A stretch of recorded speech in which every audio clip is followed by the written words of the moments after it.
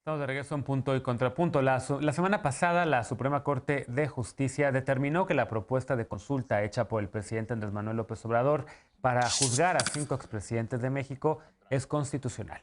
En una votación de 6-5, el máximo tribunal consideró constitucional el planteamiento.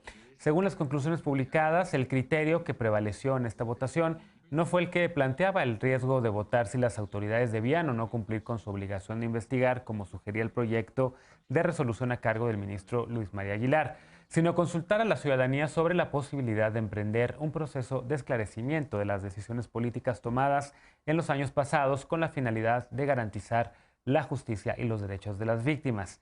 El presidente calificó la decisión como un avance importantísimo, aunque no le gustó mucho el cambio que se hizo a la pregunta propuesta. 8 de los 11 ministros votaron por reformular esta pregunta y eliminar los nombres de los exmandatarios, desde Carlos Salinas de Gortari, pasando por Vicente Fox, Ernesto Zedillo y Enrique Peña Nieto y Felipe Calderón, por supuesto. La Suprema Corte modificó el criterio para que las ciudadanas, los ciudadanos sean consultados si apoyan o no que se realice un proceso de esclarecimiento de las decisiones políticas tomadas en los años pasados por los actores políticos encaminados a garantizar la justicia y los derechos de las posibles víctimas. El presidente López Obrador consideró que la nueva pregunta es poco clara. ¿Qué piensa el panel? A ver, empiezo contigo, Luisa.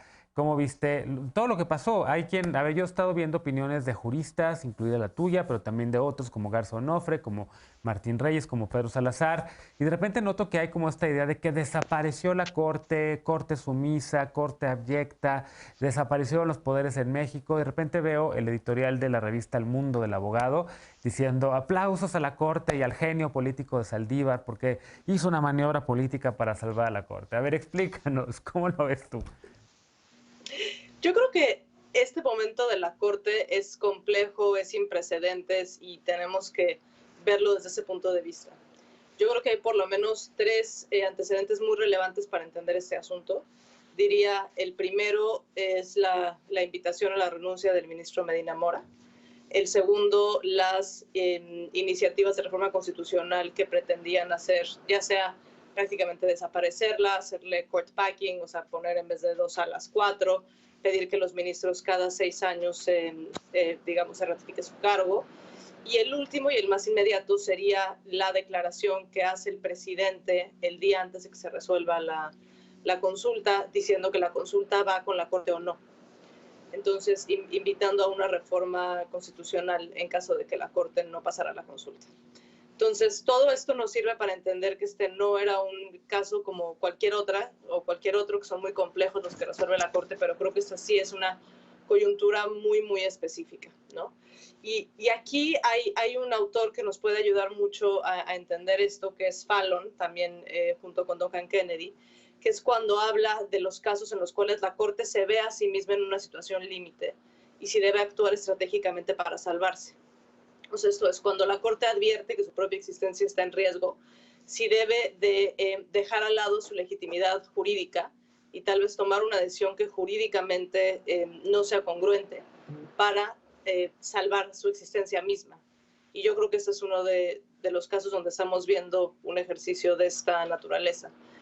Yo creo que jurídicamente, y así ha sido advertido, creo que casi unánimemente por el foro, jurídicamente tiene muchas deficiencias el criterio mayoritario, poco desde la idea misma de decir que la consulta no es vinculante porque las facultades de las autoridades podrían no ejercitarse, pero pues que en cualquier caso se lleva a cabo porque la Corte se asume no desde su punto de vista jurídico, sino desde su punto de vista político.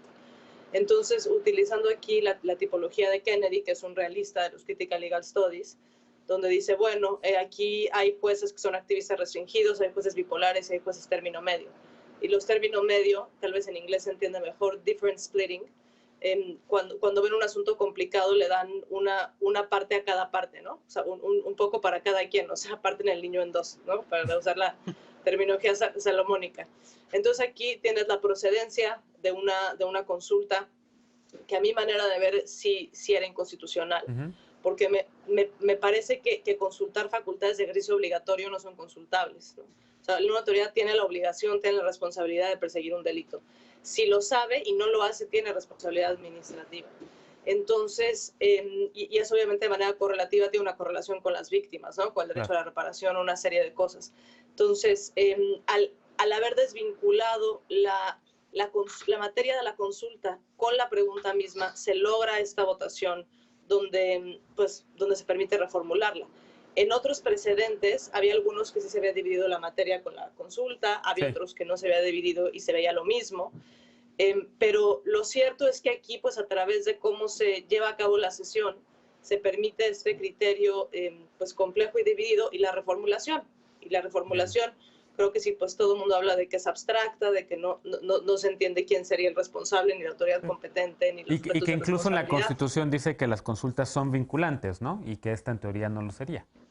Sí, o sea, cuando tengan el 40%, siempre cuando tengan el 40% de la participación. Entonces, sí, una de las posiciones decía, bueno, pero es que en la medida en la competencia de las autoridades es ejercicio obligatorio, entonces no sería vinculante. Pues entonces, ¿para qué hacemos la consulta y para qué nos gastamos 8,000 millones de pesos? Claro. Pero bueno, pues sin duda el resultado al tiempo. Al tiempo.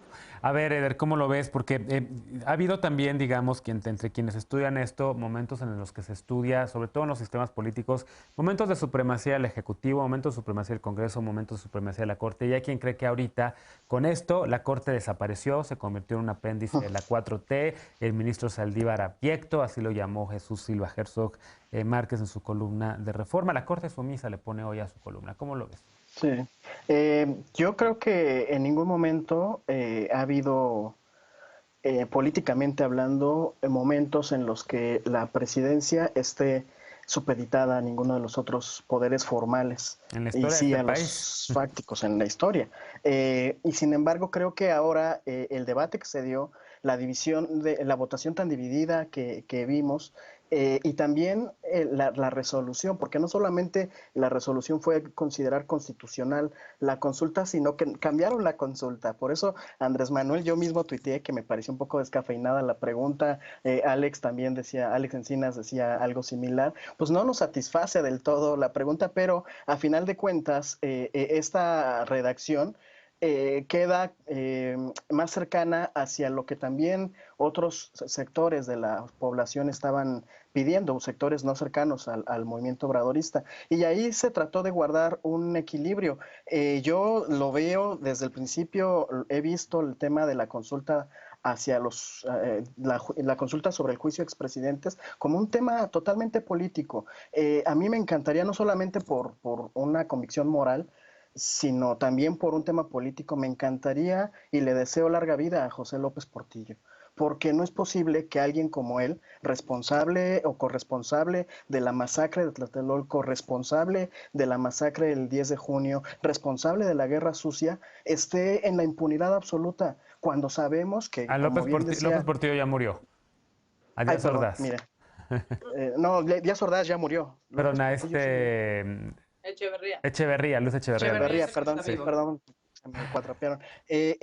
Son los responsables y hasta hoy estas personas que fueron presidentes de la República y que cometieron atrocidades, muchas atrocidades, no han sido juzgados, aunque legalmente sí podían haber sido juzgados. ¿Por qué? Pues porque hay una correlación de fuerzas, de poderes que no son los tres poderes de la República, que convergen en todo este proceso. Y la teoría de Andrés, que yo suscribo, de Andrés Manuel López Obrador, que yo coincido, es que si hay un respaldo masivo popular, pues entonces eso le da la fortaleza también a los poderes formales, al Ejecutivo, al Legislativo y al Judicial, para poder ejercer acciones penales contra estos sujetos que son dirigentes de un grupo fáctico.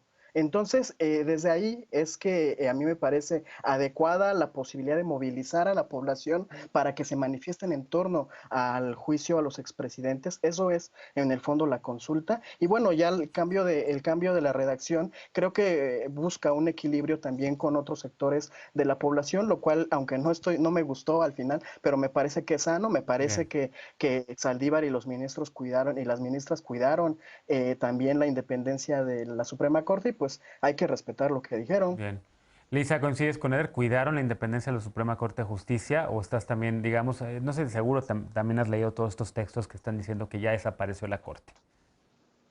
Yo estoy de acuerdo con Luisa en que fue una votación bastante sui generis para salvar el propio pellejo, pero no estoy de acuerdo con el fallo de la Corte Ujú. necesariamente, porque sí me parece que se aventaron muchísimas argumentaciones que vinieron de todos lados. No sé si ustedes siguieron la sesión de la Ujú, Corte, ujú. pero de pronto venían de cuestiones administrativas, luego venían de la ley de amnistía, luego sacaron como argumentos de todos los lugares, de todos los tipos de derecho, de todos los tiempos y las épocas de la Corte, todo lo que pudieron lo echaron ahí. La verdad es que yo tuve que ver la sesión 2 veces para entender el sentido de los votos, ¿no? Porque justo cuando la estábamos viendo en vivo se entendía que como que no estaban de acuerdo con que la consulta se hiciera así, pero todo apuntaba que si cambiaban la pregunta, los ministros cambiaban el sentido de su voto y al final lo que ocurrió fue eso, ¿no? Tuvimos una votación 6-5 que cuando se van a receso a este corte comercial y regresan con una nueva pregunta redactada, de pronto es 8-3,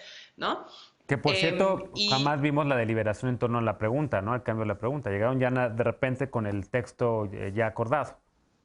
sí, de hecho, en el chat de mi oficina, que hay muchísimos abogados, yo no soy abogada, pero hay muchísimos abogados, yo les decía, por favor, Mm, explíquenme qué está sucediendo, cuándo va a venir la ujú, pregunta, quién va a ujú. hacer la pregunta, y entre ellos mismos, pues se hacían muchísimas preguntas de si realmente la Corte iba a proponer la propia pregunta, ¿no? O sea, si había competencia para hacerlo, si se iba a hacer en el engrose de la sentencia, se iba a hacer en ese momento, qué estaba sucediendo, si se iba a haber un nuevo proyecto, cómo iba a funcionar esto. Y al final, pues una de las cosas que quizás para los que no somos abogados terminaron siendo muy claras para mí, además de la explicación que acaba de dar Luisa, pues es que ajustaron la pregunta para que la materia fuera constitucional, ¿no? Eso yo se lo escuché a otra amiga constitucionalista, Mariana Velasco, que decía, al final del día, después de ese receso donde no supimos qué fue lo que discutieron y regresaron con una nueva pregunta, pues lo que vimos un poquito es que al ajustar la pregunta, entonces ajustaron su propia Mm. interpretación sobre si la materia era constitucional o no,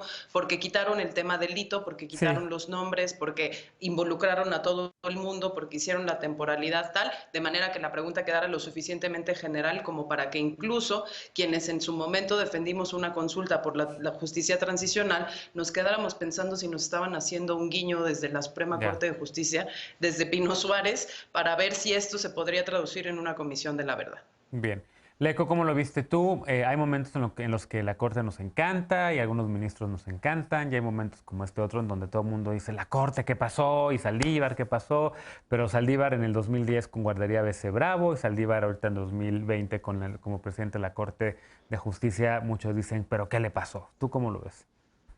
Sí, dicen que los jueces se legitiman con sus fallos, con sus Ujú, sentencias. Entonces, pues sí tenemos que ver también el factor de la congruencia. No es la misma argumentación la del propio Saldívar en 2020 que la que empleó en 2014 cuando la consulta popular para la reforma energética que propuso Morena, ¿no? A ver, lo que sucedió el jueves se define, creo, o se debe de buscar definirse o entenderlo a partir de esto que ha mencionado Luisa y Lisa.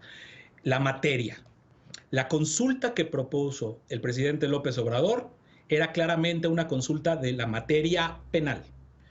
Investigación y eventual juicio a expresidentes de la República, con nombres y apellidos. Ad hominems, que si se respondía que no, iba a generar impunidad para las miles de víctimas por las atrocidades del pasado. No contemplaba ni siquiera de cerca a profundizar en otro tipo de procesos. Entonces tenemos la materia penal, una consulta para juzgar expresidentes. Lo que termina aprobando la Corte de ninguna forma tiene que ver con esto. El propio ministro Saldívar ha salido a medios a decir que la pregunta no es vinculante o los resultados de la consulta no van a ser vinculantes para la fiscalía ni para los jueces. O sea, lo penal está descartado de entrada en esta pregunta. Lo que sí se puede construir a partir de esta ventanita que han abierto sobre el esclarecimiento de hechos del pasado y decisiones políticas de actores políticos es procesos de verdad, de memoria y de justicia. Si hubieran dos tipos nada más de preguntas, sé que hay muchos matices en lo que voy a decir, pero si nada más hubiera una pregunta enfocada a la justicia transicional, a esto que llamamos en su momento la pregunta correcta, que como dice Lisa, defendimos muchas personas que se construyó con las víctimas, con colectivos de víctimas, enfocadas a crear una Comisión Nacional de la Verdad y un mecanismo internacional contra la impunidad. Si esa, digamos, es una de las posibilidades de las consultas, de las preguntas que estuvieron orbitando en el debate público, la otra, la del presidente, iba encaminada a la impunidad. El mismo presidente dijo que iba a votar en contra de esa consulta. Yo no sé cómo va a votar esta, ¿eh? La pregunta de la Corte, ¿dónde cae? Cae más del lado de la justicia transicional. De una forma extraña, donde yo creo que conviven estas dos cosas. Claro que hubo una presión en la Corte. Hay que escuchar al ministro Lainez y a la ministra Norma Piña hablar de las presiones que estaban orbitando en la Corte, que no se estaba ahí para ganar una medallita de popularidad ni para construir popularidad. Orbitaron las dos cosas y el resultado, yo que fui también crítico en el momento en el que estaba pasando todo lo que estaba pasando en la Corte y que nos sorprendió ver a Saldívar argumentando de la forma en la que estaba argumentando y que de repente habían más ministros cuando esperábamos una unanimidad rechazando la pregunta, pues desde luego tenemos que mirar hacia adelante, ni modo. Claro que hay que condenar lo que sucedió en la Corte, pero rumbo a lo que va a pasar el próximo año debemos de dotar de significado esa pregunta para que sí derive, ojalá, en procesos de justicia transicional. Bien, déjame darle un minuto extra a Luisa Conesa solo para concluir y pensando un poco, ¿qué sigue después de esto? Hay quien dice que también los ministros le abrieron la puerta a que se puedan hacer consultas sobre cualquier cosa, incluidos derechos como matrimonio igualitario o derechos como el derecho al aborto, que la verdad, pues ya la misma Corte ha sentado, no sé si diga así, precedentes al decir que los derechos humanos no se consultan, la misma Comisión Nacional de Derechos Humanos y demás, la propia Constitución lo tiene en la ley de consulta, la ley federal de consulta, perdón, lo tiene ahí como los derechos humanos no son materia de consultas populares, pero ¿a qué se le abre pie con esto? ¿Qué es lo peligroso que ves con lo que se decidió en este fallo de la Suprema Corte o en esta sesión de la Suprema Corte? Yo creo que si lo entendemos con base en la pregunta original, pues necesariamente estamos hablando de una restricción de derechos, ¿no?